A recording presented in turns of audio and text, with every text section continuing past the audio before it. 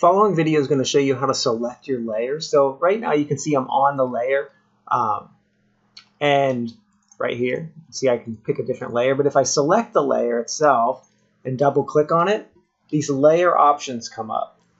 Now, some of these, like the layer style, I've already shown you how to use, and so you already kind of know how to use them. But what I really want to show you is how to do some blending here. And you can choose the different color, but I'm just going to keep it at gray right now for the example.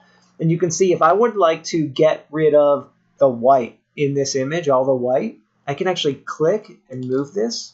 And as I drag it, notice my image. It starts with the white, and then light colors all start to disappear.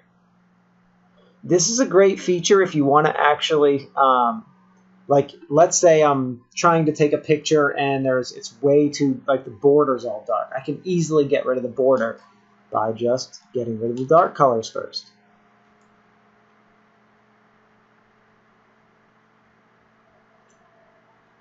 And that's how you select your layer and look at the options for the actual layer. The rest of these you're really not going to use, so I don't think that you need to play around with them, and these I've already shown you how to use. Really just these, the taking away color options here. Thank you.